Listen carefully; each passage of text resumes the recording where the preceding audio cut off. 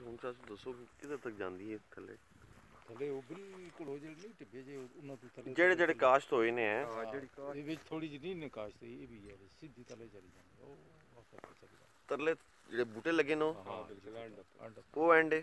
ਜਾਂ ਉਸ ਤੋਂ ਅੱਗੇ ਐਂਡ ਹੈ? ਅੱਗੇ ਐਂਡ ਆਖਰ ਤੱਕ ਆਖਰ ਜਿਹੜੀ ਜ਼ਮੀਨ ਨਹੀਂ ਖਾਣਾ ਉਹ ਦੰਦੀਆਂ ਤੱਕ ਜੀ ਜਿਹੜੀਆਂ ਉੱਚੀਆਂ ਨੇ ਦੰਦੀਆਂ ਹੱਦਬੰਦੀ ਇਹੀ ਹੈ ਇਹ ਰਾਹ ਜਿਹੜਾ ਕਿਰਿਆ ਰਿਹਾ ਸਾਂ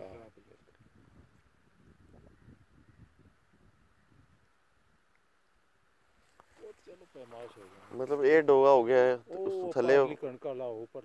चार वो हो गए दो ये हो गए 6 ये थले वाला विच आ जेडी खाली पई वो पीछे जेडी कणक है वो पिछी जेडी बैक ते कणक है ओदी विच बैक कर केडी ओ जेडी नीचे जा एंड डाली है एंड नजर आ रही हां सारी